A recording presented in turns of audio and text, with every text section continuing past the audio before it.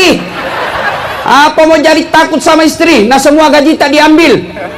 Sampai pembeli tawasnya pun kita yang belikan. Dia bilang, ngamuk Ustadz kalau dia marah. Biarkan dia ngamuk. Dia pecahkan piring, pecahkan satu lusin. Dia pecahkan gelas, pecahkan semuanya. Kenapa? Piring boleh dibeli. Harga diri sebagai suami tidak boleh diinjak-injak istri. Allahu Akbar.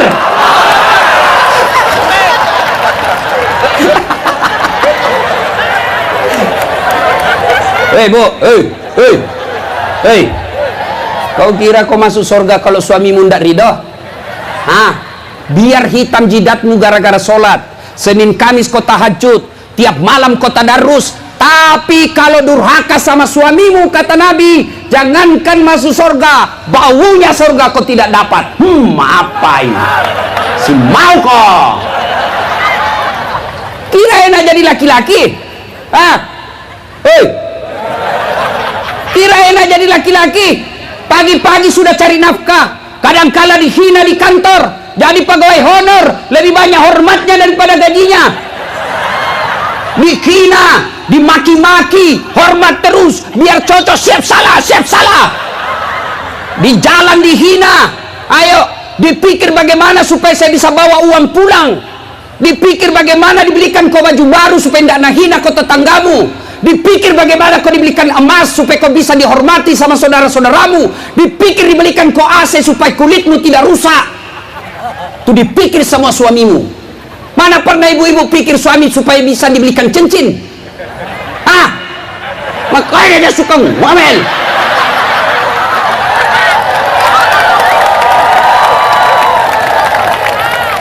Enak juga itu kita laki-laki, kami pulang kerja kau sambut dengan lagu. Bila kamu di sisiku, hati rasa syahdu. Dia bilang suaminya, bulan depan saya belikan kau cincin. Masuk kamar suami, berantakan kamarnya, mau marah-marah suaminya, dipeluk lagi istrinya dari belakang. Lagunya apa? Insaflah wahai. Itu enak kan kita suami kalau kau nyanyikan begitu. Suaminya pensiun, sudah tua, sakit-sakit, dia nyanyi lagi istrinya. Bila Israel datang menjemput. Itu lagunya ibu-ibu dulu. Iya toh? Sekarang lagunya ibu-ibu sekarang apa? Yo ayo. Beleng-beleng. Katanya majelis taklim. Katanya tiap bulan dengar pengajian. Senam di kantor wali kota campur laki-laki perempuan. Mudah-mudahan di sini tidak. Campur laki-laki perempuan. Apa dilarang olahraga? Sunnah olahraga. Tapi jangan campur laki-laki perempuan. Ini perempuan di depan, senam Jumat. Yang di depan perempuan, roknya sempit, bajunya sempit. Di depan itu perempuan. Ayo kita pemanasan, ibu-ibu. 1, 2. Tiba-tiba di belakang laki-laki, tidak. Apa anda hancur? Nggak jadi kota Jambi sini anda ya? Nggak toh? Nah sini bagus-bagus lagunya, anak mudanya saja bagus lagunya. Mengapa mengapa minuman itu haram? Karena merusak kepikiran. Mengapa berzina juga haram? Karena merusak kepikiran. Mengapa semua yang asik-asik itu diharamkan? Mengapa semua yang enak-enak juga diharamkan? Tahu jawabannya? Jawabannya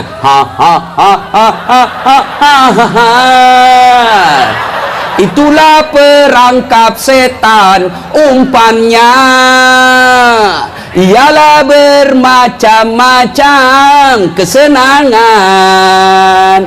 Jadi kalau ada kesenangan-kesenangan itu pasti setan. Cewek cantik setan, mabuk-mabuk setan, judi setan.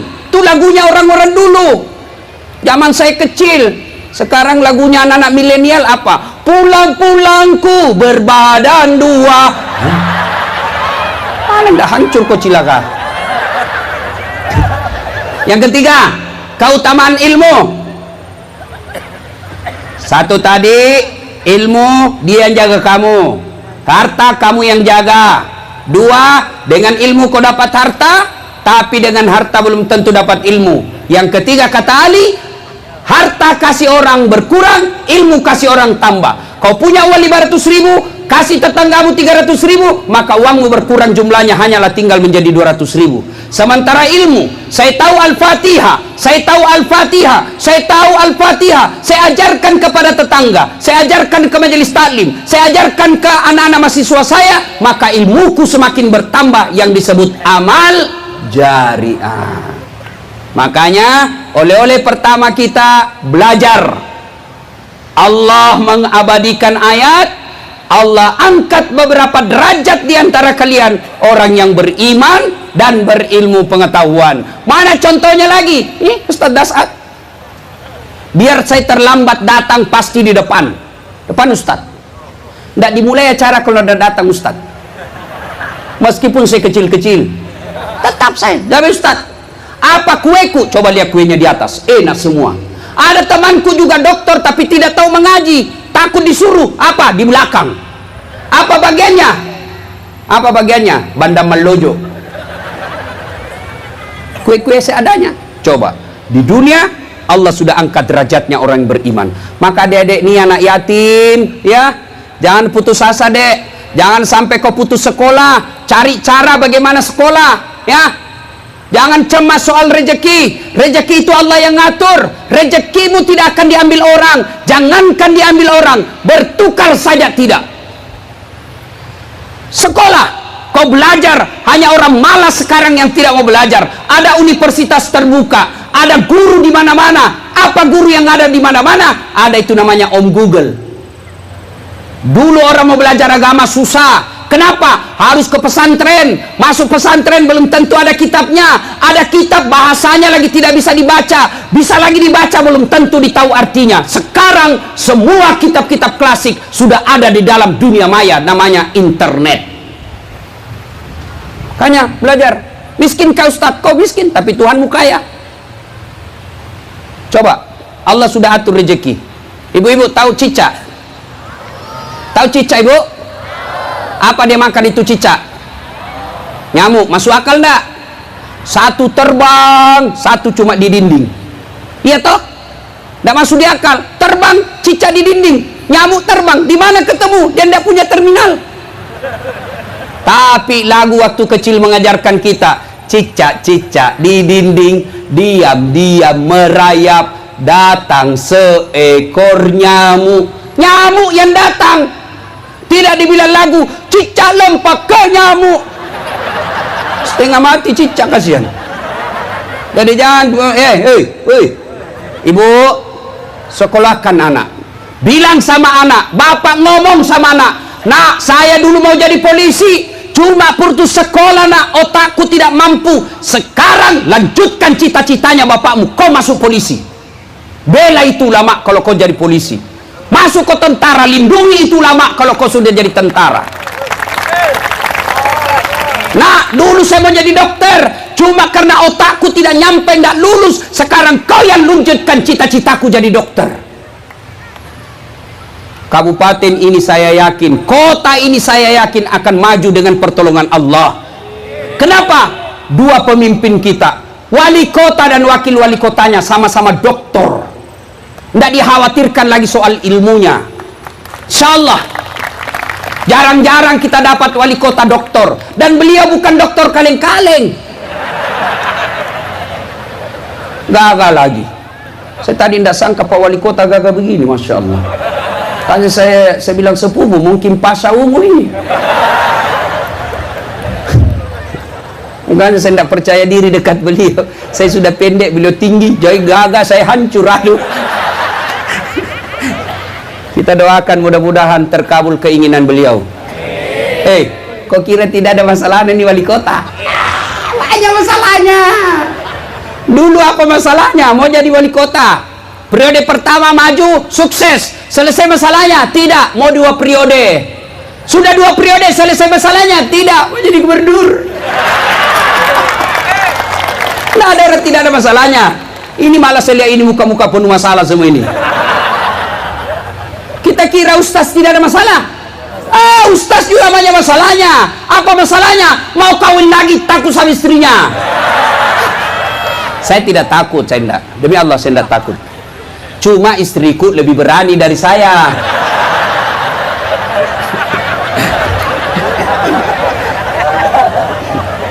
Salatullah. Keras. Keras lagi.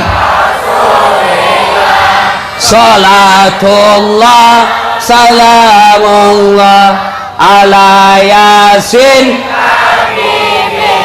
Alhamdulillah. Saya biasanya kalau mau lama ceramah ada air di sampingku, tapi ini tidak ada, berarti sedikit saja ceramahku ini malam. Oh ada. Alhamdulillah tersinggung sedikit. Salatullah ala toha. Ayo. Salatullah salamullah ala yasin habibillah. Alhamdulillah, terima kasih.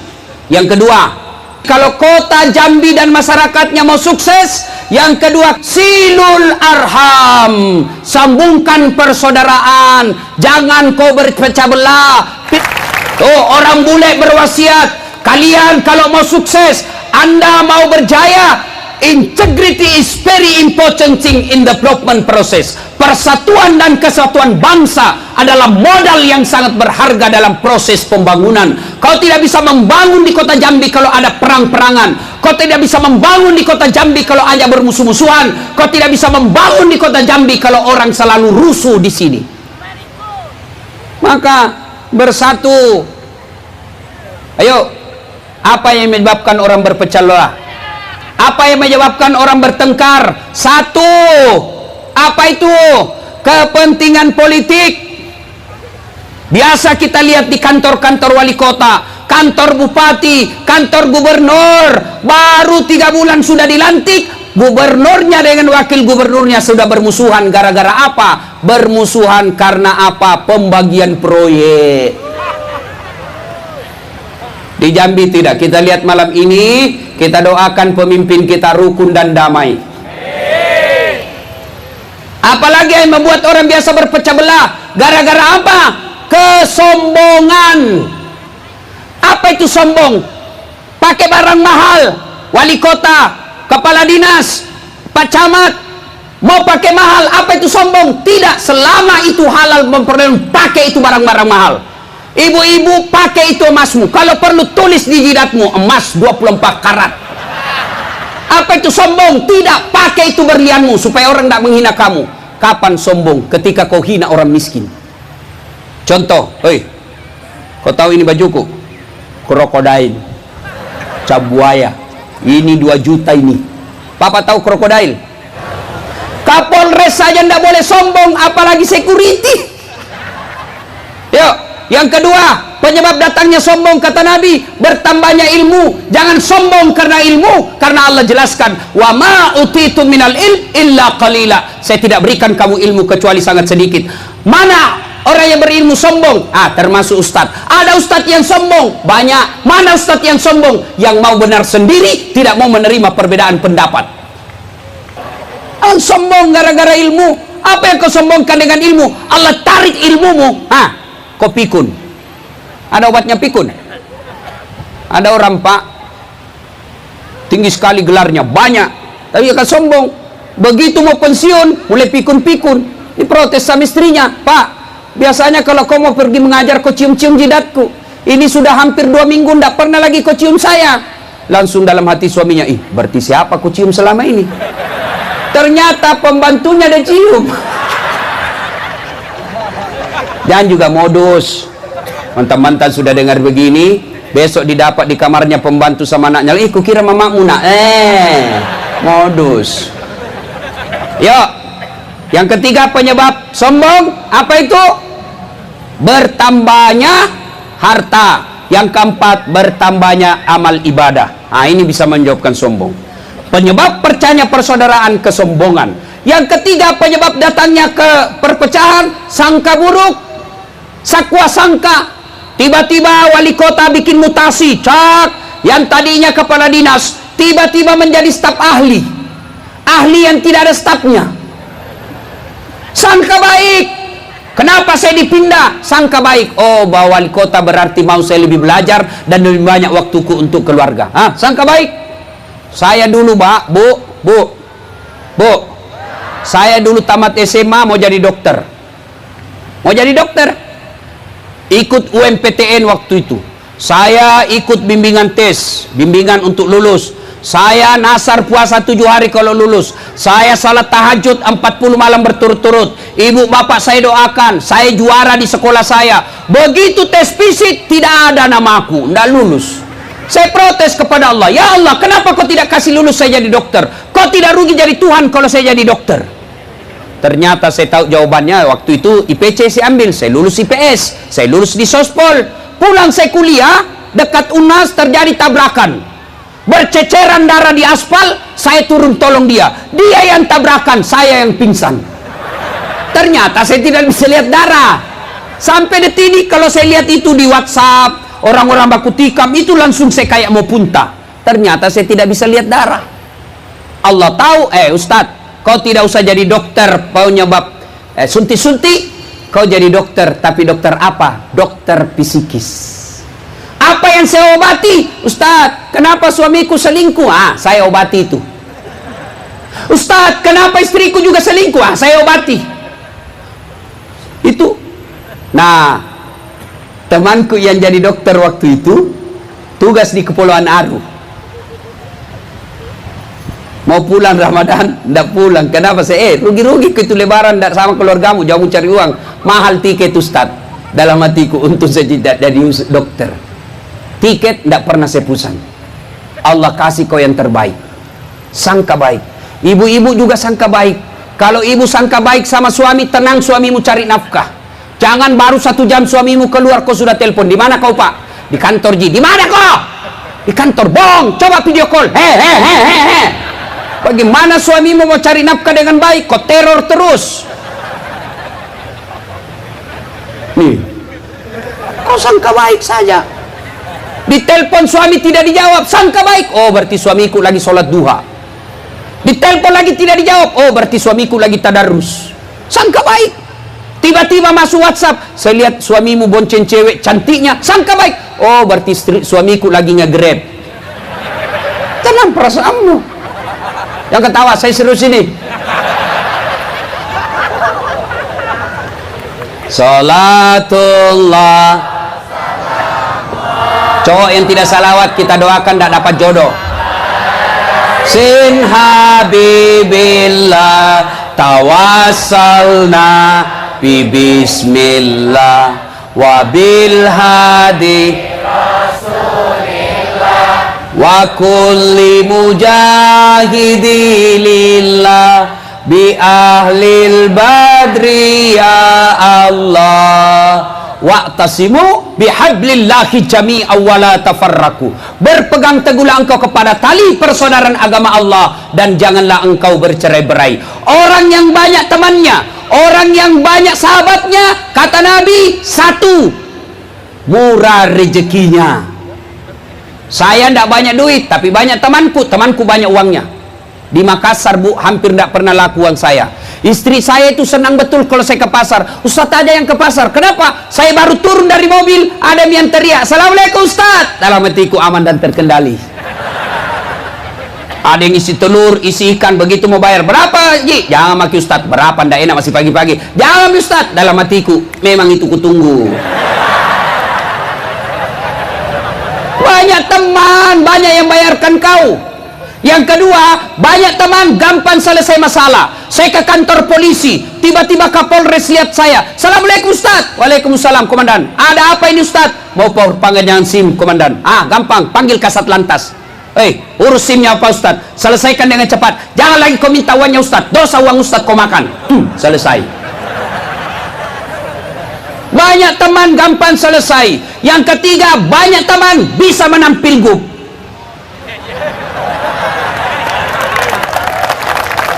Jangan cari musuh. Biarkan orang musuh kita, yang penting jangan kita yang musuhi dia. Biarkan orang memfitnah kita, yang penting jangan kita yang fitnah mereka. Allah yang angkat derajat kita. Yang ketiga, empat atau tiga? Empat atau tiga? Tiga. Satu tadi nuntut ilmu, dua sambungkan persaudaraan, yang ketiga sekarang at'im al-masakin, beri makan fakir miskin. Malam ini dicontohkan oleh wali kota kita, memberi bantuan kepada anak yatim piatu. Percayalah Pak, orang yang rajin membantu orang susah, Allah angkat derajatnya. Tidak ada orang bangkrut gara-gara rajin sedekah. Tidak ada orang sengsara hidupnya gara-gara suka membantu anak yatim.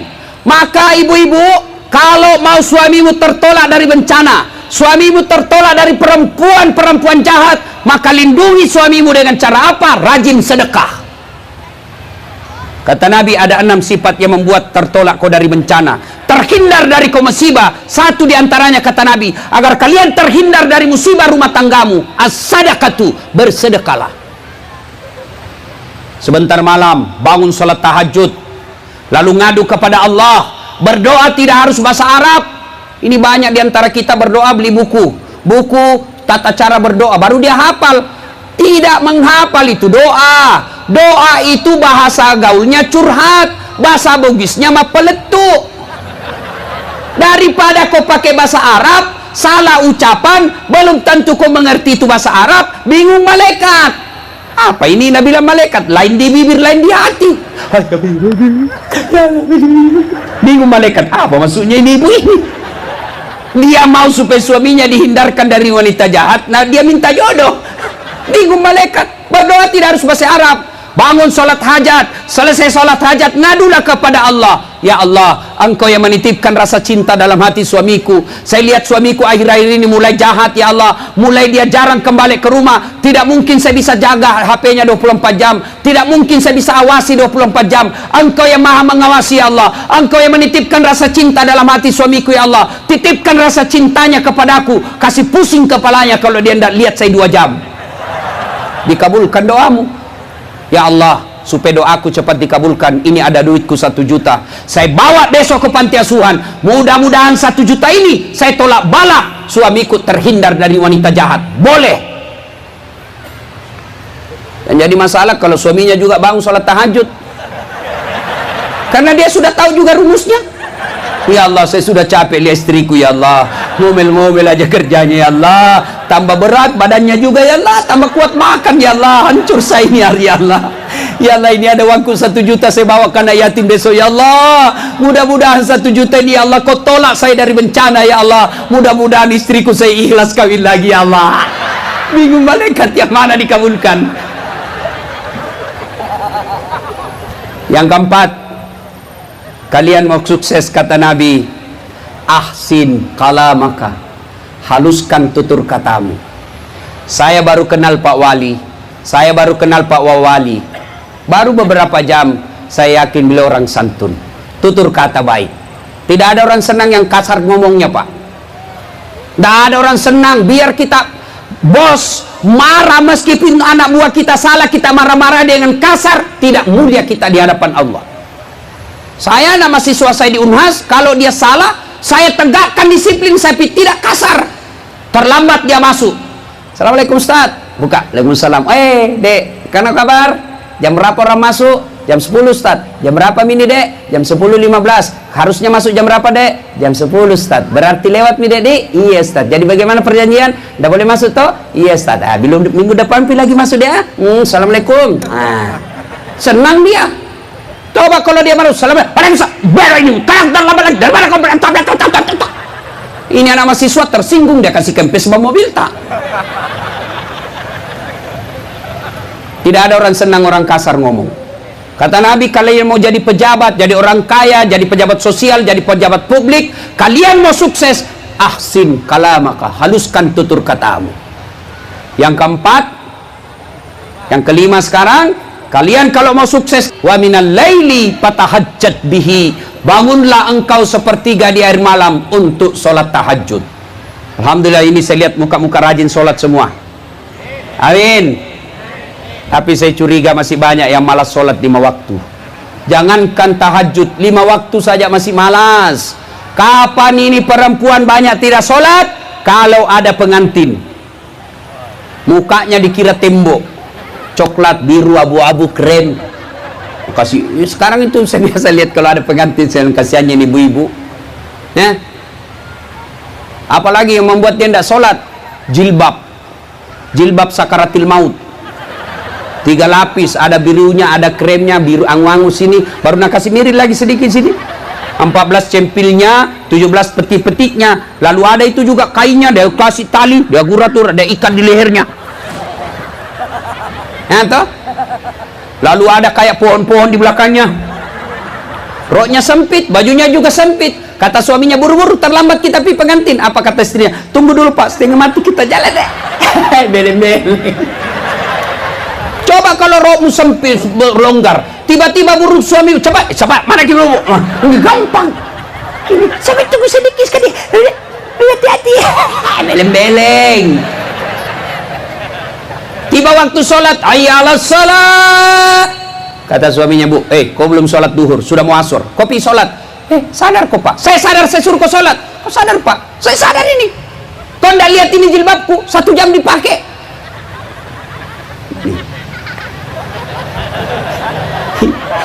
Ketawa membayangkan diri sendiri. Kapan banyak laki-laki tidak sholat? Kalau ada sepak bola. Jam 2 mulai pertunjukan. Karena seri perpanjangan waktu. Masih seri adu penalti. Pas adu penalti, tiba azan subuh. Mana kau pilih? Pergi sholat, ketinggalan adu penalti.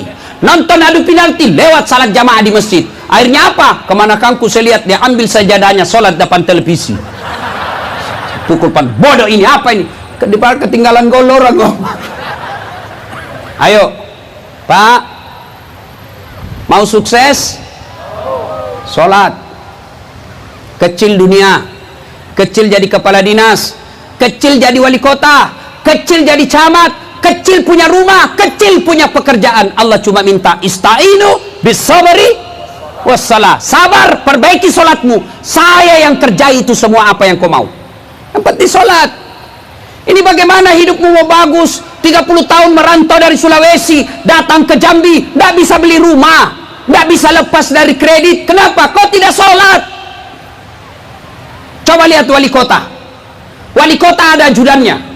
Begitu wali kota panggil ajudan, ajudan, itu ajudan biar lagi tidur-tidur pegang langsung lompat. Siap, komandan, siap wali. Apa perintah? Siap. Iya toh? Mana ada ajudan dipanggil, ajudan, tunggu dulu pak, bapak ndak lihat sibuk saya. Bilang aku diinjak lehermu. Ayo. Begitu takutnya kita sama manusia. Kapolres ada ajudannya, wah lebih takut lagi tuh. Pejabat ada ajudannya, tapi demi Allah jabatan itu hanya sesaat, lalu takutnya manusia kepada manusia. Kenapa ketika Allah yang panggil kita, hayya 'alas shalah, kita tidak datang? Wajar hidupmu susah. Kau tidak datang ketika Allah panggil kamu. Perbaiki sholat. Alhamdulillah saya sangka baik saja, semua di sini rajin sholat. Ayo, kalau tahun baru Hijriah ini, kalau betul-betul mau hijrah dan betul-betul mau maju kota Medan, hidupkan salat jamaah. Hidupkan salat jamaah. Nabi menjelaskan, kalau kau mau lihat tingkat keimanan seseorang, lihat masjidnya. Kalau kau mau lihat tingkat keimanan kota Jambi, lihat masjidnya. Kalau masjidnya makmur, beriman orang di situ. Kalau masjidnya sepi, maka tidak bagus imannya di kota itu. Alhamdulillah masjid Jambi pak selalu penuh. Apalagi kalau subuh, penuh sampai di luar, tidak ada di dalam. Yang ada di dalam orang tua yang sudah bau minyak gosok. Bagaimana anak muda mau ke masjid? Yang azan subuh, orang tua sudah pensiun. Dia bilang, itu lagi orang tua azan, dia lagi. Mana orang mau ke masjid, tukang azannya jelek. Apalagi mic-nya selalu macet-macet. Begitu takbir Allahu Akbar langsung storing. Apalagi karpetnya sudah 8 kali lebaran tidak pernah diganti. Begitu kita sujud, tai cicak didapat. Bagaimana orang ke masjid? Sampai lagi di masjid, mau kencing tidak ada air. Masih baik kalau kencing, kalau air besar, pup. Mana air ini? Coba, gimana orang mau ke masjid? Bagaimana orang mau ke masjid? Yang ceramah neraka terus dia bahas. Kau dipagang, ditusuk pantatmu, keluar di lehermu, tusuk telinga, gunting matamu, tusuk matamu. Dia bilang, anak muda, tidak usah ke masjid, bikin takut-takut itu Ustaz. Banyak juga. Apalagi yang kasih malas orang ke masjid, kadang-kala gara-gara imam. Kenapa imam? Imamnya suka ganti-ganti sunnah Nabi. Nabi bilang, kalau kau jadi imam, ringkaskan bacaan solatmu. Dengar ini yang ada imam di sini.